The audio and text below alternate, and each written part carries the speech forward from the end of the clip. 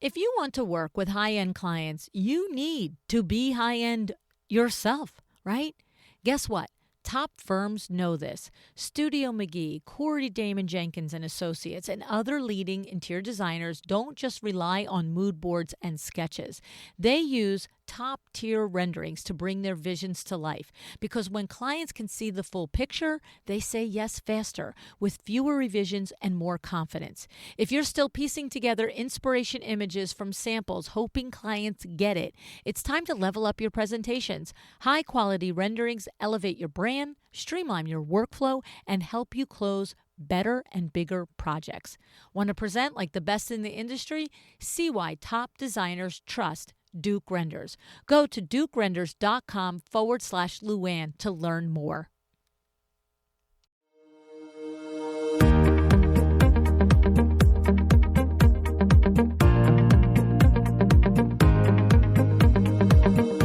Welcome to A Well-Designed Business. My name is Luann Nigara, and I'm so glad you found this podcast. Together with my husband Vince and our partner Bill, we have grown our company WindowWorks from the ground up. So I know and I understand the challenges you face in running your interior design business. I also know that your talent alone isn't enough to ensure your success. So on this podcast, we talk about strategies and practical steps to help you grow your business. But make no mistake about it, we have our share of fun here too, mixed in with those aha moments that I love so much. This isn't fluff. Nobody has time for that. Whether you are a new interior designer or a seasoned designer, I am here to help you create and to manage the kind of interior design firm that you dream of. It's straight talk and it's action. Are you ready? Let's get started. Hi, welcome to A Well-Designed Business. Have you ever had that moment when you've been working with a client and you just think, why is this so hard? Why can we not get on the same page, right? Maybe it's a difficult client. Or maybe the actual issue is that you do not yet understand that particular client's priorities or motivations, right? So this is not a reflection on your talent, but it could be a reflection on your level of understanding of this. Because here's the thing, most clients do not understand this about themselves either, so it's your job to figure it out and uncover it. Now, wouldn't that be helpful if you had a framework that showed you how to do that? This is exactly why Kate O'Hara is here today. On today's CEO Conversations, Kate is here to explain the 3 levels of clients: entry, mid-level, and elite. And then she's going to walk us through the 6 criteria that every client is evaluating and how each level of client expresses these criteria differently. And then in Q1 of 2026, in part 2 of this episode series, we're going to look at how to shape your branding and your messaging to intentionally attract the level of client that you desire after you understand them first, okay? Now, if you're newer to the podcast, I hope you're not new to Kate O'Hara. She has been a friend of mine for 10 years since I started this podcast, impressed me from the very first time I met her. She is the CEO and creative director of O'Hara Interiors, a nationally recognized luxury design firm with studios in Minneapolis, Austin, and Dallas. She leads the firm's creative vision and long-range strategy, guiding its growth into a multi-market practice known for its distinctive design, operational clarity, and lasting client relationships. Kay also co-founded Fay and Bell Rugs and Thrice Media, the company behind the Design Influencers Leadership Conference.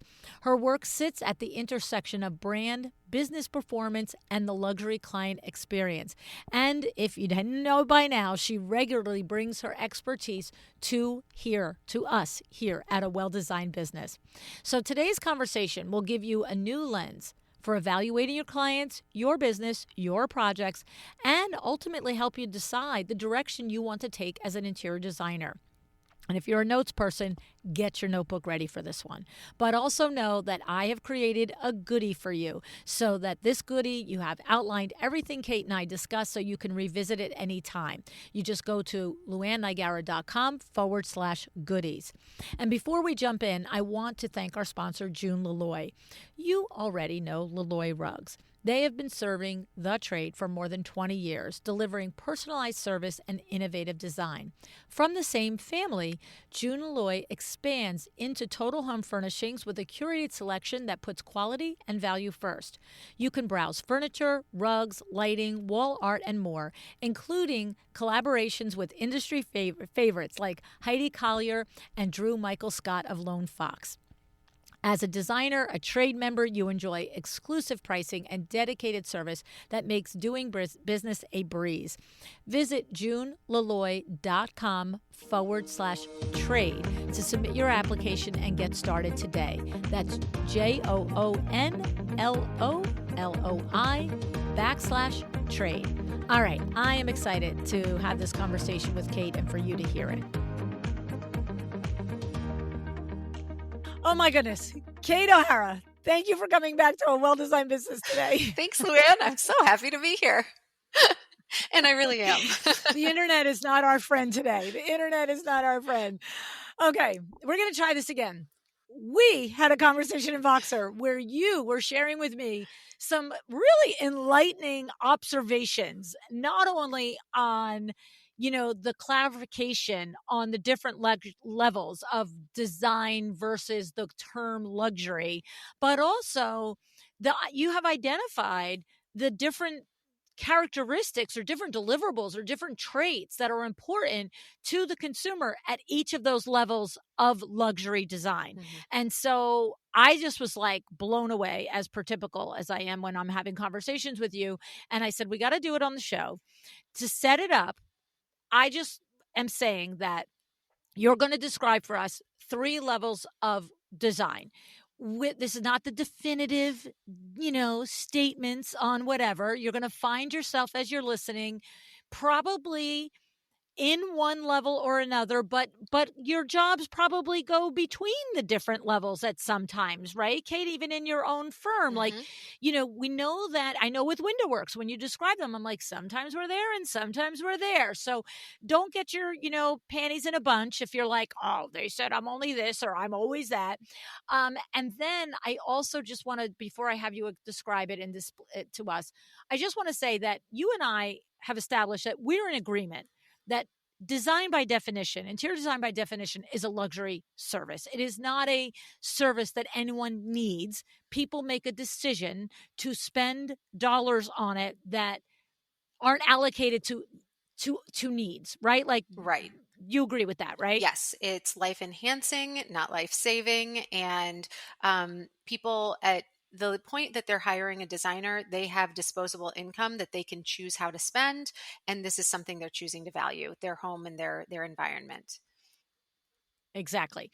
Okay. So understanding that even if someone hires you to pick the paint colors for the house and they give you $400 for it and you never see them again, that was a luxury service, right? Because they could stand in the aisle at the box store with the paint chips and figure it out. And maybe it won't be done as well, but you can get it done. Exactly. Right? Yes.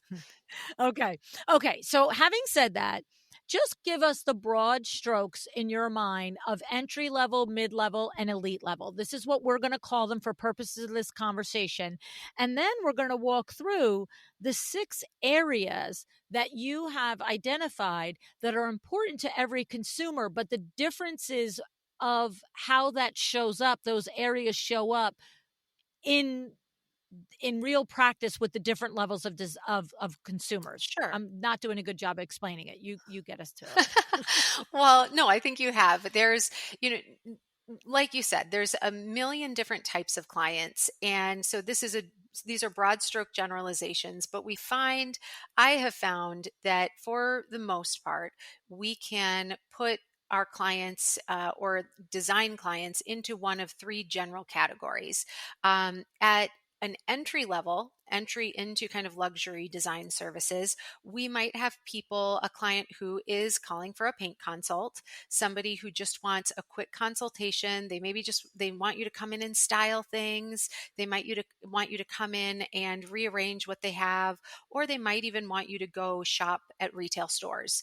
And that is a service that they might ask for, and that there are absolutely designers who are happy to fulfill. So that's client 1. Client 2, I would also note I'm going to add one more thing to entry level. Entry level might also be the client who is designing a custom build with maybe within a development where they're going to a design center to make selections. Their choices are very narrow, and yet they still have choices. And they might hire a designer outside of the designer who's part of that design center to come with them to help them make choices and then help with some finishing touches on the home. So that also might Okay. qualify as entry level. It's pretty broad category. Then you have a more Mm-hmm. mid-tier design client. This client is probably they're building a custom home. They're building a custom home or remodeling in a customized way, or they're furnishing their main level to whole home. So they're doing what we would consider to be custom design services.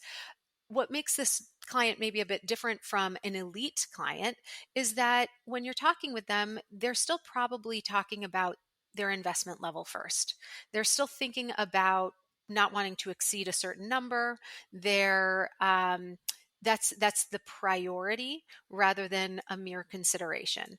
It is something that Mm. has to be well considered, and there will be things they will choose not to do specifically because the investment level just does not suit their preferences, even though it might be something they really wish they could have.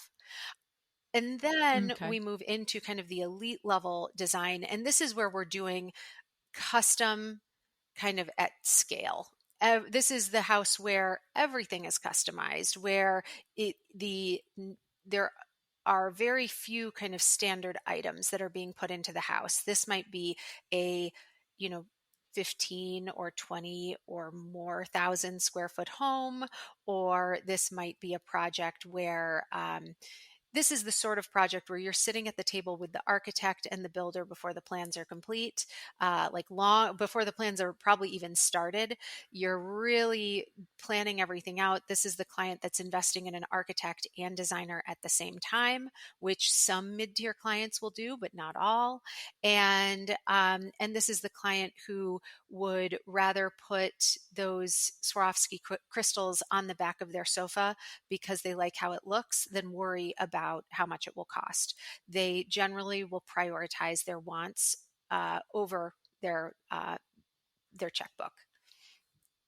Okay. Okay. So, and when we talk about mid, even any level entry, it could be at entry, I'm selecting paint colors for $400, or entry, I'm paying you $2,000 to accompany me to the design center for my semi-custom or whatever home and do and okay my finishes and guide me in some finishes. The Mhm. same where at mid-level, maybe I am doing a 10,000 square foot home or a 15, but the dollar bill matters a lot more here. Like I've said to you, my budget is $500,000 for furnishings. Mhm. And that doesn't mean it's a million. Mhm. It means it's 500. Or I've said to you, my budget is 100 for this renovation and it doesn't mean it's 350. Right. And then the same at the elite.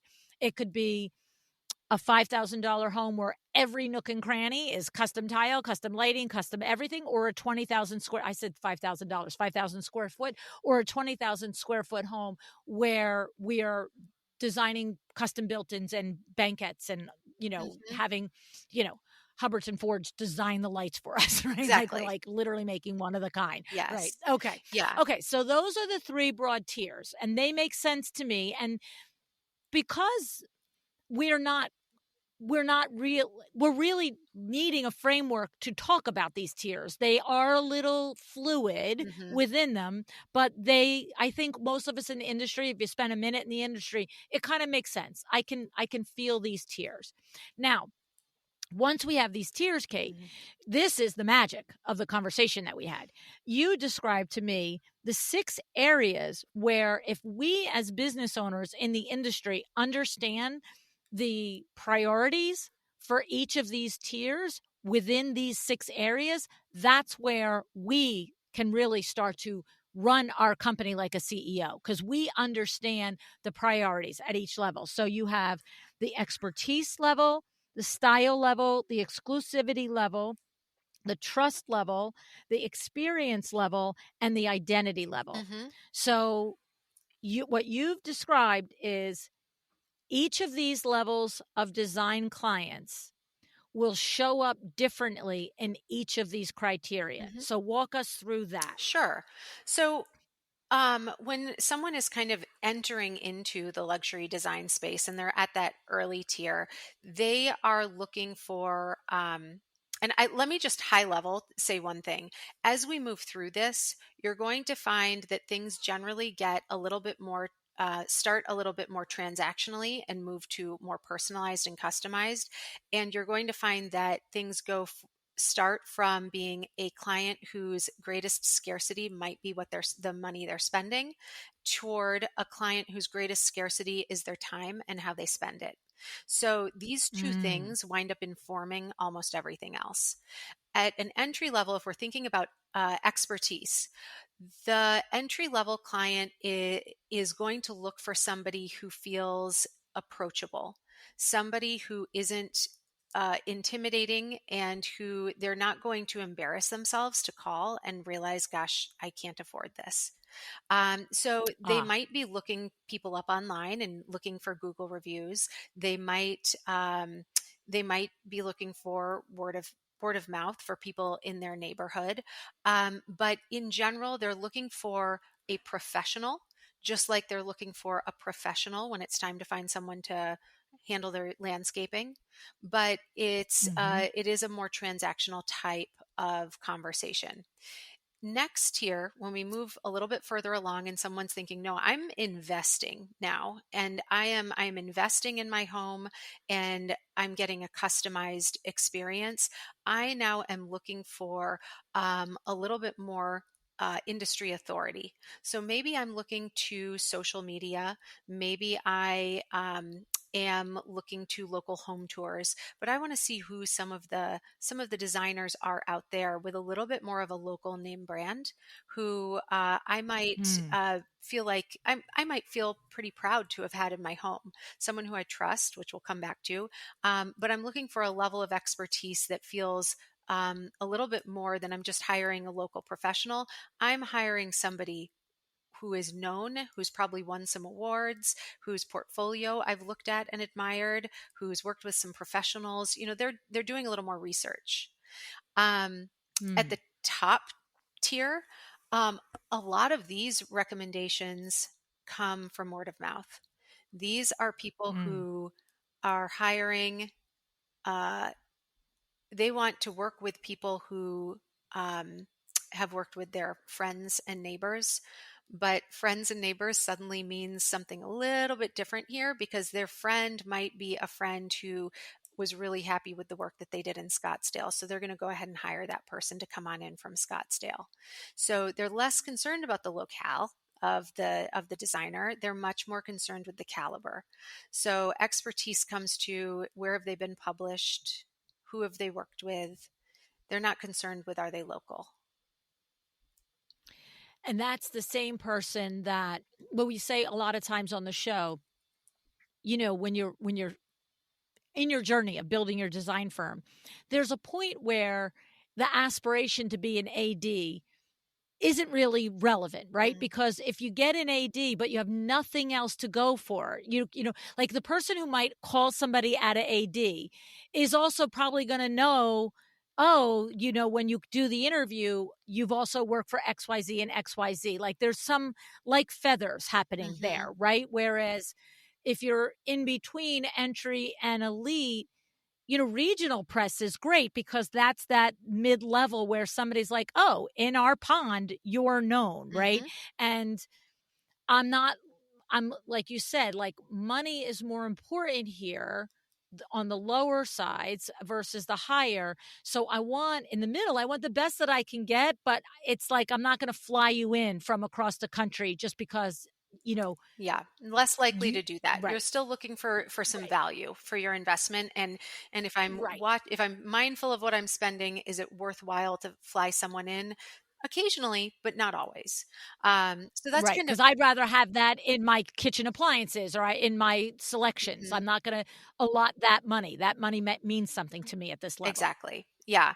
And so Okay. that's kind of expertise. That's kind of what people are looking for. And then that leads us into style.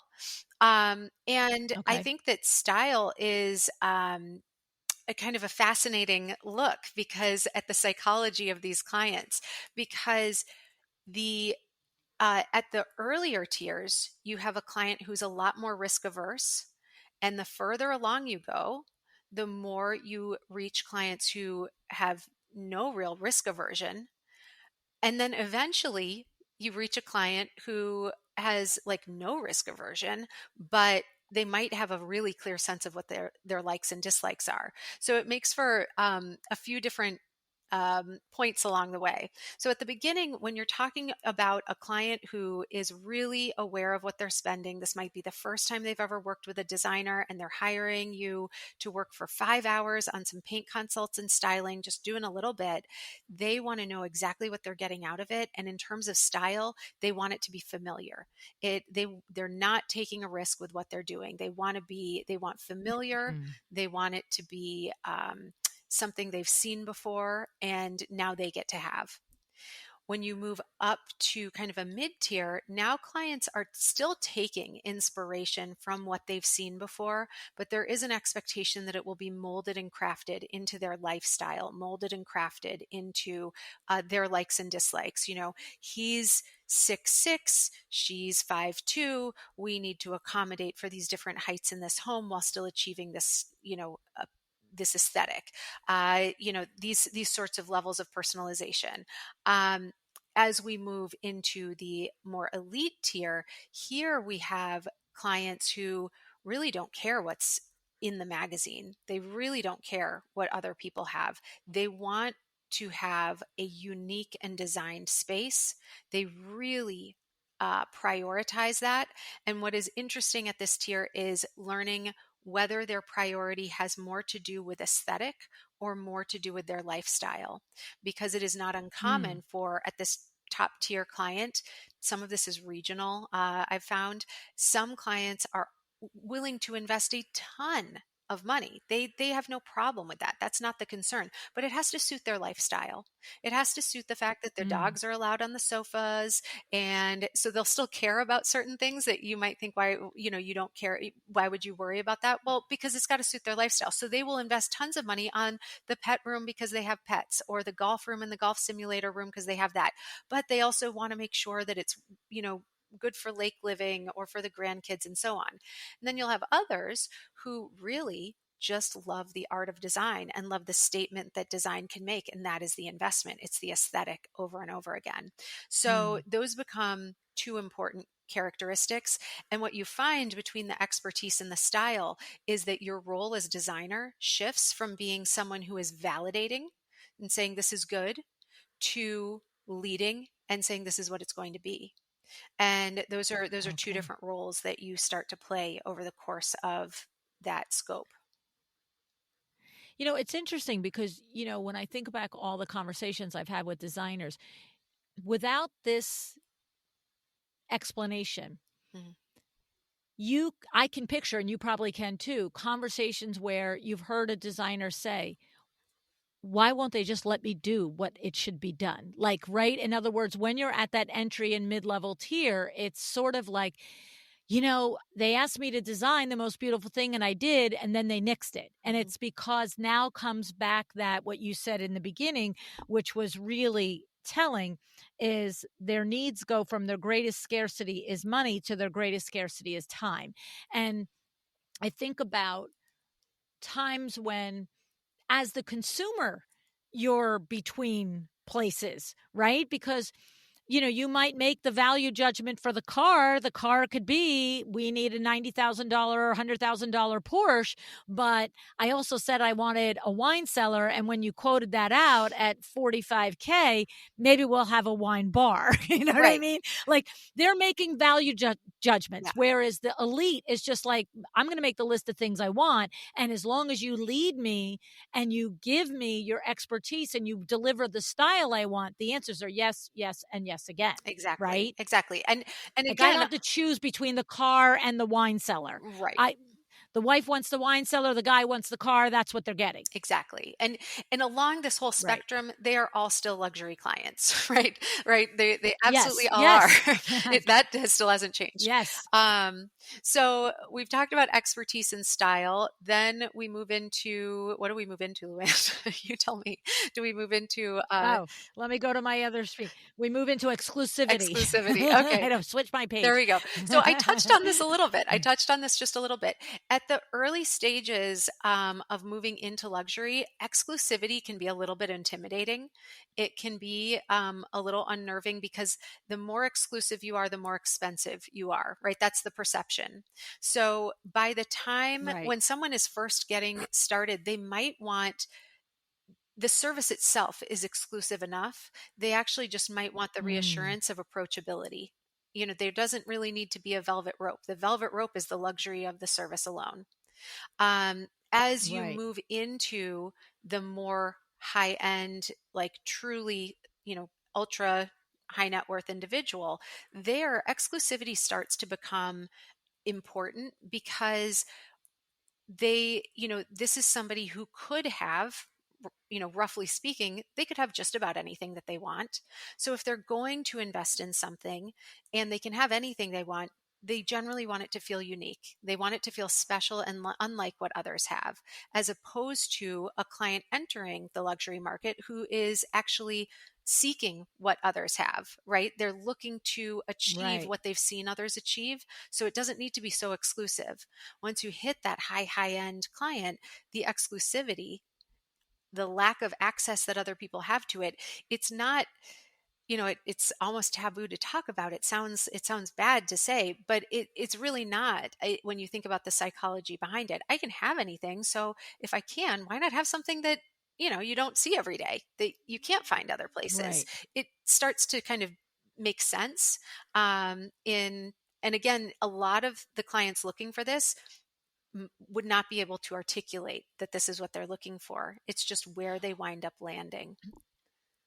Well, I think that's the critical thing, and that's why I wanted to do it on the show because, people don't walk into your office and start telling you all this No, stuff. certainly like not. when you're at the entry level, like we said, when you're at entry level designer, I mean, consumer, it's a luxury service. You want to be serviced like it's a luxury service, but the thing is understanding it as a designer. And it's funny because there's an example that's running through my mind when you think about what you were describing about the exclusivity of possibly the products that are available or not. I remember there was a Window Works client one time, and when you think about it, when you're building a new home, you could put hardwood floors through the whole first floor, right? When I built a home back in '99, the builder's like, "You want this?" And I'm like, "What does the house come with?" It comes with 2-inch hardwood. I'm like, "Right, put it in." Like I was not like an elite client, Hmm. right?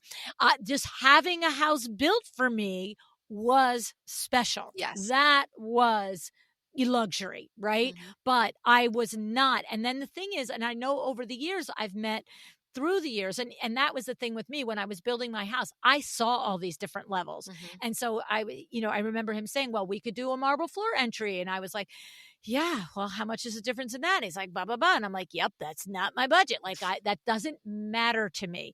And then I remember one time running into a Window Works client who not only did massive entry level in marble, but also literally the story was how the marble was flown in from Italy and the slabs were like 6 by 6, and it was days and days laying them out so that the veining went exactly the way the client and the designer wanted it to go.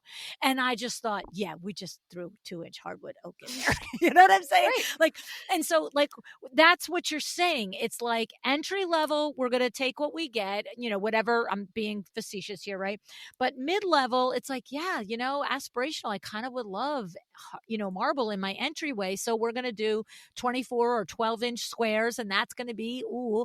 But, elite level, it's like, yeah, we're going to play chess with the marble that we flew in from Italy for 3 days while everybody's on the clock, right? Right. Right. I mean, that those Because we want it perfect. We exactly. want it to be different and special and unique and all that stuff. And Exactly. I think when you are listening to this conversation, I think if you're honest with yourself, you know that this is happening, but to what we said a few moments ago, people aren't saying these things, right? They're Mhm. not saying it in words. It's up to us to intuit and to understand based on what you're offering as guidelines. These are guideposts. Like if you're having these kind of conversations, you're probably with an entry. If you're having with these kind of conversations, you're probably mid. If you're having these kind of conversations, you might have a live hot one on your hands. Mhm. You might have an elite customer on your hands, right? Exactly. Exactly. And you, as we go through, you'll start hearing certain words that can be real flags for you to help you place your client before they sometimes can place themselves for you, because Right. it it does take a little bit of conversation to understand who your client is sometimes. um, Right. so I So the next one is elite. I mean, the next one is trust, I'm trust, saying, is yes. your next Okay. category. So Yeah. trust is, like all of these things, incredibly important to every client. There's no client who's like, I don't care so much if they're trustworthy. There's absolutely no client who will say that. But what they're looking for, what they need to trust, shifts over the spectrum. So at an entry level, a designer or a client wants to hire people that they can trust to stick to the budget, fulfill their contract. They did the work I hired them for. You know what I mean? Maybe hit the timeline if there's a Mm, timeline, but this is again where it feels a little bit transactional, where it's a little bit like I hired them for this, they mm, showed up on time, they did the thing, they got it done, and they build what they said they would. Um, Done.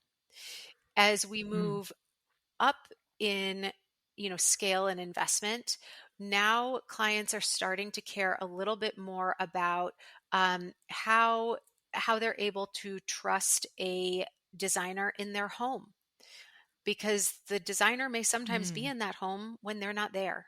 So are they discreet? Are they going to respect my privacy? and mm. um, and how well will they manage that, in addition to things like budget and timeline. And once you do hit that elite client, discretion and privacy become of an utmost concern. Now that doesn't mean that they want you to go hog wild with their budget or be disrespectful of their timelines. The timelines and the investment matter to all clients, and just Right. as discretion matters to all clients. But when you think about who's prioritizing what, we're starting out by prioritizing adherence to the contract, from a budget and timeline perspective, and then we move toward discretion and privacy concerns. It's Mm. and again, there will be exceptions to every rule. So I'm sure we all have stories Right, about right, right, clients who right. will have exceptions to those 80% rules. right. Yeah. So Right. that's the trust component, and then you move into gosh, what do we move into? Well, then hang on, Oh, because I sure. want to just say something about the trust Hmm. component. The next one is experience, by the Oh, way. sure. Yes. But the trust component, I just want to re-emphasize what you said.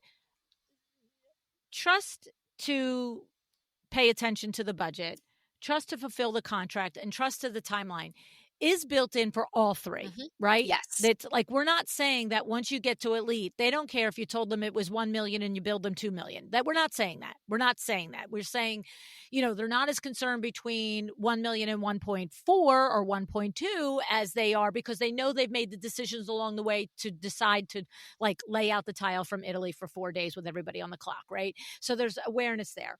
But the idea is that to me, what's clear is that entry level trust to stick to the budget, fulfill the contract and the timeline versus the other levels where it starts to become that discretion and in my home and who you talk about and what you say about me. It like what I heard in my head was at that entry level, I almost like went to something kind of silly, but, and yeah, if you want to put a sign in my yard that says, ABC Builders is doing this project, that's fine. Mhm. Like entry level, that's probably going to be fine. And maybe you're going to give me an extra money off to have that sign.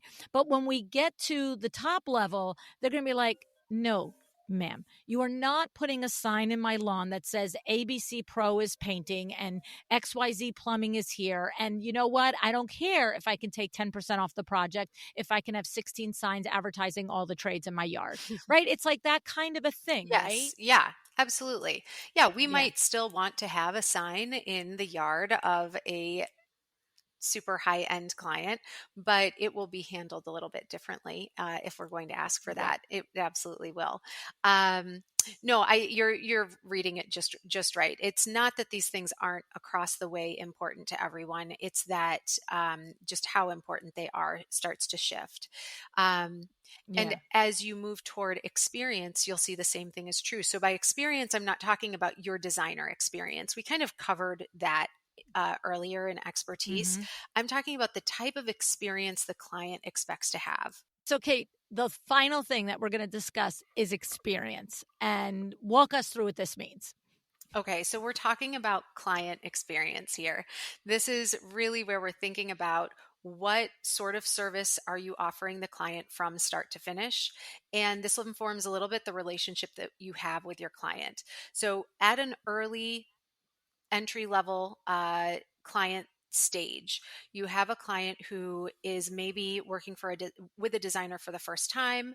This might be the only time they're working with a designer or the first time, and they might be doing their dream home.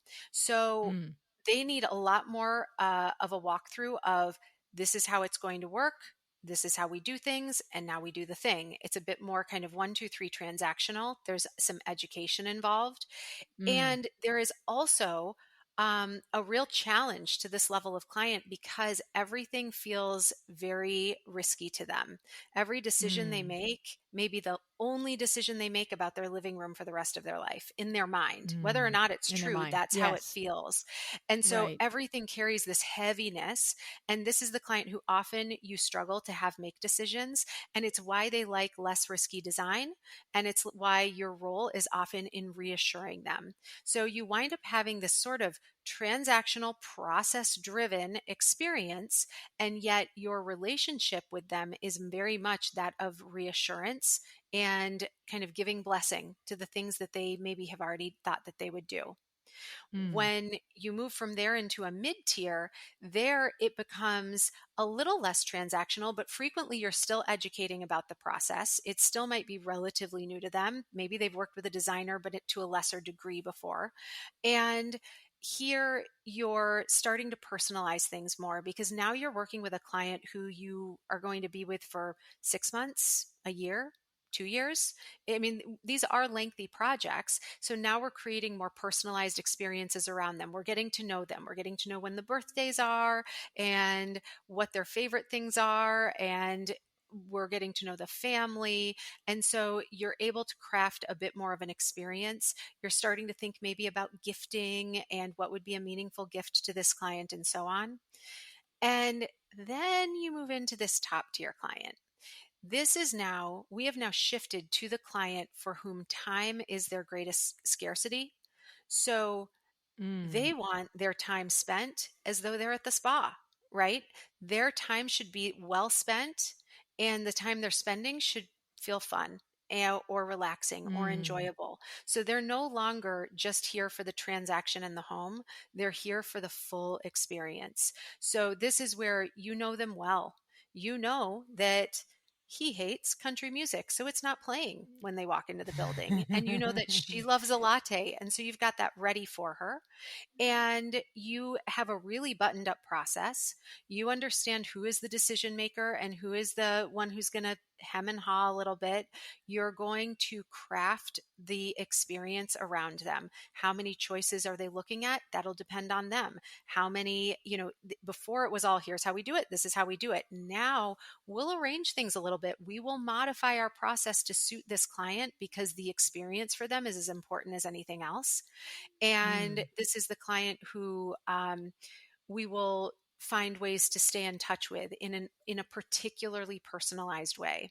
And this works too from a business standpoint, because at the entry level, you might need to have 10 or 20 clients for every one at the absolute top tier when you think about Right. what is being spent. So you have time to spend on personalization. You have time to spend on a bit more customization of And you've got experience. profitability and money built into that. Exactly, exactly. So there's Right. time for these things. So things that might sound like who has time for that at one level, you have time for at a higher level, because the client who's asking for the nearly impossible, you don't need to say no to them if it's just nearly impossible. You simply need to tell them how much it will cost to do it. Then it's up to them Mm, if they want to right. invest in the nearly impossible. And you consider in all of that what the experiences will be. Well, we're going to be flying out to them X many times. We're going to be all doing all of these things. We can account for that in how we're charging, and they expect us to. That's not something we have to defend, because they already know to some level what they're asking for is going to cost more than somebody at an entry level would ever consider investing. Mm. You know, I guess first of all, the clarity in all of it, and having worked, 40 years in all levels with Window Works, it's a very unusual business model, right? It's like we've got the entry level consumer that's like, I need 4 wood blinds in my family room. I want them in by the end of the week because I'm having company come, blah, blah, blah. And then we've worked with our own direct consumers and with the consumers that our partner, our interior design partners work with, where it is that it's like, I can remember the first time I was on one of Charles Pavarini's projects out in the Hamptons, and we, all drive out there, and there's this full spread of food that the client's housekeeping staff has put out for all of us. And Charles is like, oh, have a little something. Me, Billy, and Kim were there. And then here comes the client. We're strolling out, and she's having coffee and stuff. And I'm thinking, this is bananas. Like, this is bananas. Like, aren't we going to do some work? You know what I'm saying? But it was like this was her day. Her designer was coming and his team was coming. And it didn't matter to her that he was spending 35 or 45 minutes just talking about, like, because it was part of the experience she wanted, right? Whereas Yes, at the exactly. entry level and mid level, be like, wait, I'm sorry, clock is ticking. Why are you guys all looking Mhm. at me? And why are you having coffee? Get going. Start measuring windows, right? Yes. Yeah, exactly that. Yeah. Yeah. That's exactly right. And and it's always, I think that when you are talking to a client, if you're ever wondering who is this client, listen to how they talk about their priorities. Are they talking about, timeline and not to exceeds? Are they talking more about how they want to feel through the process? And, are they have they worked with designers before or haven't they? Are they describing this as their dream home and they've never worked with a designer before? That's a really specific type of client. And you Mm. immediately know a lot of things about them. Think about their risk Hmm. aversion and what they're looking for in design. And you start to really paint a picture of how you can talk to them in ways that are going to be true about you and your services, but which will also be more kind of strategic and meaningful to Mm. them. You want to make sure that your words resonate no matter who you're working with. Right. Right. So, Kate, to wrap it up, I would imagine, I'm going to make an assumption now, that at this point in your career and the career of O'Hara Interiors, that there's probably few entry level happening, few, if at all.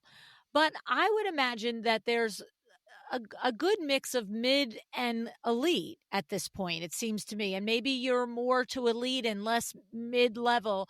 But you just gave some good indications how someone can start to identify who this particular client is when they're having the discovery call and the different things, right? But when you are managing a big team and you are assigning projects to different designers, what are some of the things that you have found, just to kind of tie it in a bow, like, here's what I find you know in the way you guide and manage your team through these various criteria. And because the bottom line is, and I know that we both agree, everybody is spending money, whether it's $400 or $4 million. We need to respect that.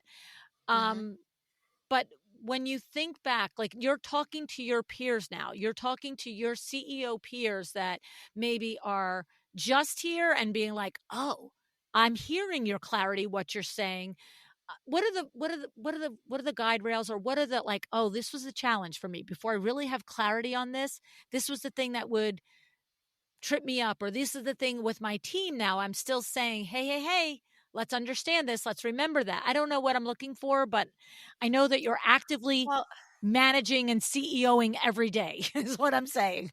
yeah, I mean, I think when you're managing a team of designers, it's important to know what each of their sweet spots is. So I have some designers on my team who really love working with that top tier client. Mm, And you might expect everyone does, but not everyone does. I have some designers who just absolutely love that top tier project.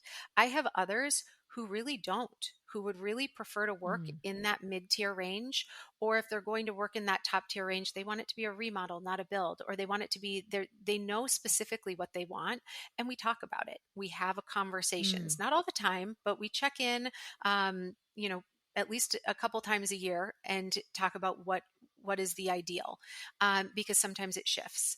So knowing what they love lets you also dig into why. And you'll find that some of your designers maybe are a bit more process oriented, or they really need to work with a client who's going to appreciate them, or they would rather work with a client who's going to be a bit more decisive.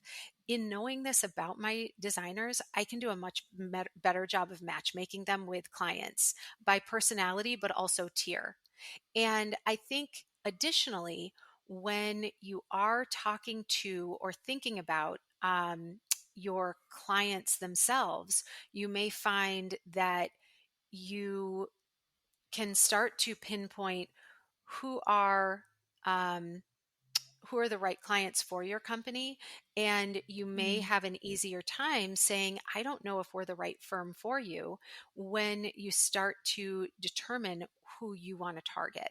Maybe you want to be mm, that entry level, that designer for entry level projects, and it wouldn't make much sense for you to take on a certain tier project because mm, it just wouldn't work for you, or you don't think it would work for them, and vice versa. So as you clarify the clients that you work with and for, you can absolutely, I think, get really drilled down better and better into how you're attracting your ideal client, who yours right. is. A lot of people assume everyone wants to work with that top tier client, but not every business is built around that, and that doesn't need to be what you aspire toward unless it's actually what you want. Right. Because I think what you're saying is you have to know yourself first, right? So you have to know your design teams that you are going to assign projects to. But if I'm a design firm owner and I'm the lead designer and people are my helpers, that's a horrible way to say it, but my team support around me, but I'm leading every design project, right?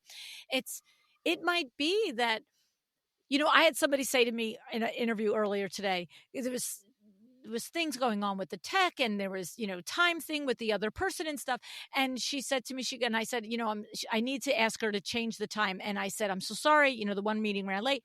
And she said, it's funny, I don't even know you, but I kind of get like your vibe, almost like you almost live in like that vibe of like everything's about to fall off the rails, but it'll all be fine, right? Like it's like, well, I mean, it's fine. You know what I mean? Like, I guess what I'm saying is, if you're a person that likes to handle multiple projects and that's the juice for you, then entry or mid level might be the thing, because all the little stopgaps and all the little things that you have to do to fill in on that elite level just might make it feel like it's moving too slow. Like I Mhm. just said, with when we were sitting at the thing, and I'm like, wait, we're all going to just sit here and eat and talk? I'm like, chop, chop, let's go. Like, we drove 2.5 hours to the Hamptons. I don't need Mhm. breakfast. I stopped at Dunkin' Donuts 20 minutes ago because I thought I was going to work for the next 5 hours. Right? Like, you have to know yourself too, right? Absolutely. Yeah, you do. You Yeah. need to know what you're going to love working on, whether it's you, whether it's your team.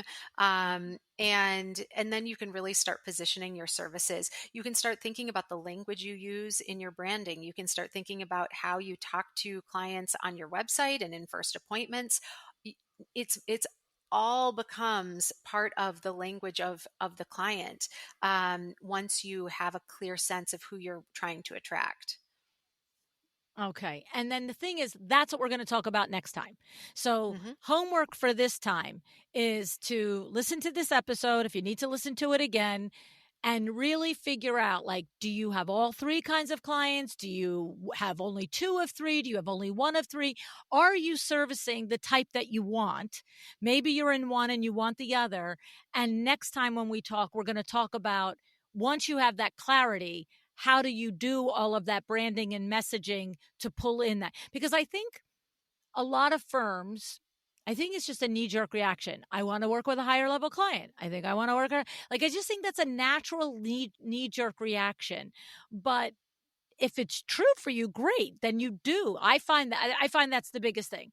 Window treatment Hmm. people, interior designers. I want to work at this level, but everything about your messaging does not say that level. That's the easiest mistake for me to find in somebody's business. Quite frankly, it's like, okay, let's find the same mistake in every person's ever business, I feel like, right? But the thing is, it's really getting clear on who do you want to attract so that your messaging does align. And that's what we're going to talk about next time, right? Yeah, absolutely. Yeah. Can't wait. Do we leave anything out? Do you need to close this up in any certain way? Anything you want to add?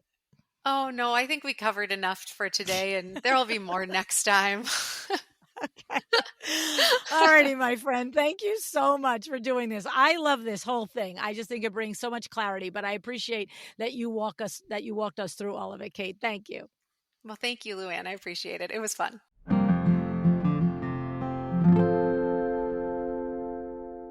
All righty. I mean, clarity, right? Right? Like, think about this. This is why I love Kate. This is why I talk with her all the time. She takes ideas that are rumbling around in our brains, my brain in particular, all the time, and puts frameworks around it and puts clarity around it. It's things that when she says it, it's like, oh, that makes total sense, right? Because you've probably grouped your clients into buckets at some point, but typically based on project size.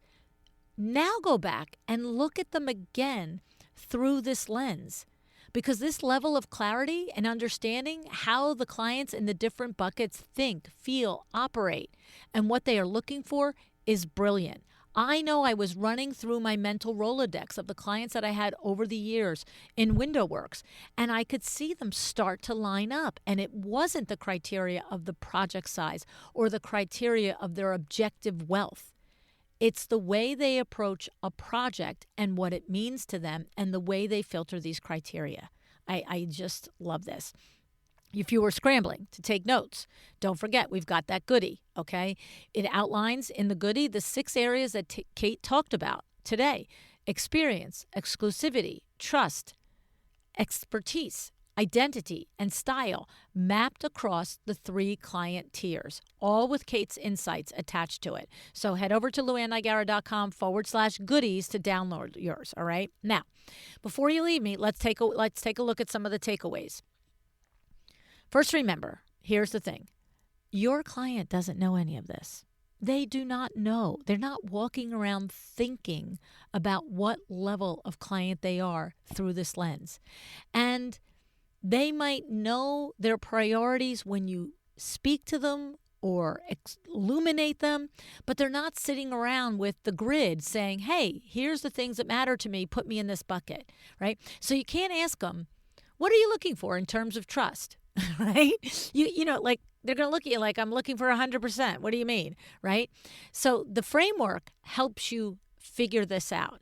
Their level will show up in how they answer the other questions, in the questions that you ask in your intake form, in the questions that they ask you, in the details that they emphasize.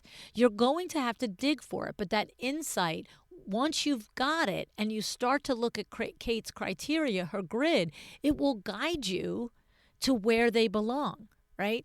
And then that helps you understand how to work the project for them for the best outcome. Second thing is that, as Kate explained, every one of these 6 criteria matters to every client. And what she explained is the difference is in what each client prioritizes. None of your clients would ever say to you, oh, I don't care about a unique space or a personalized experience. They're not going to say it. But depending on their level, where they fit in their budget, the budget might end up ranking higher, or practicality might rank higher, or exclusivity might rank higher. You see, and that's what you have to uncover. And then this brings me to a nuance that I really want you to understand. As you move up and service the tiers, if that's a direction you want to go, right? You will spend more time creating that individualized experience or that unique custom style the higher up you go. And that is because you're charging appropriate for that level and that client. It does not mean the elite client is inherently better as a human walking the planet. No, right? It just means that they are willing to pay for a different level, a higher level of service, and that service has to be priced accordingly, right? So if your client's primary priority is budget, even within a luxury service, because it's designed by default as luxury, they will simply not require the same depth of customization that an elite client will inherently expect. They are not taking advantage of you when budget matters more to them. They just have different priorities. And when you look at it this way, you understand it's not personal. Right? Just figure it out. Your responsibility is to set the right expectations and then charge the rates that align with the experience that you can realistically deliver, right? Your job is to understand those priorities, understand what is feasible for you at each level, and get clear on who you do what you do for and who you do not do what you do not do for, okay? There's no wrong answer here. You might be happiest serving entry-level clients. You really might, and that is okay as long as you price it profitably. And another colleague, that you know and love, might thrive at the mid-tier or elite level. It's personal to you just as it's personal to the client. So this is where your homework comes in. Spend time thinking through the framework that Kate shared with us today. What does it tell you about your current clients, right? What does it tell you about your favorite clients that you're serving now? Okay, I love that lens, current and favorite. You might have 8 current clients, but 2 might rise to the top in your mind as the best experience for you and for them. Where do they fall? That will tell you a little bit about something, about the way you run your firm and the way you design your services, all right? Now, once you do that, you want to see, are you serving the people that make you the happiest? Because if you have 10 clients this past year and only 2 really made you happy, then you got to figure out how to get more of that too. But with this framework, I think you can figure it out a little bit easier. Okay.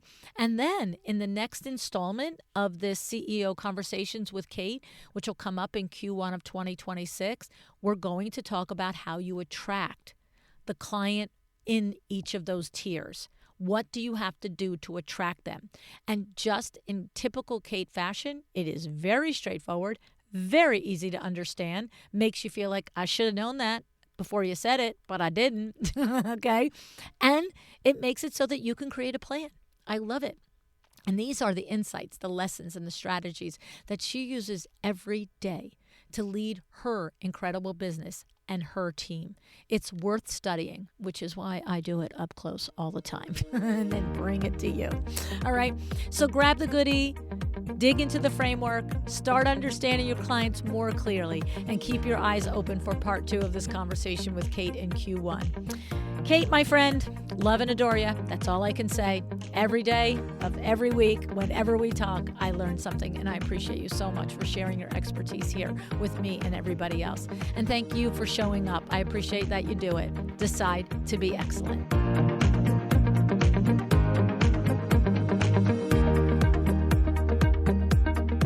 Thank you for joining me today. This podcast is a production of Luann Nigara, Inc. If you want to know more about me, my books, or Luann University, go to luannnigara.com. And if you are interested in having WindowWorks help you with your next window treatment or awning project in the New York, New Jersey metro area, go to windowworksnj.com to learn more. Have an excellent day.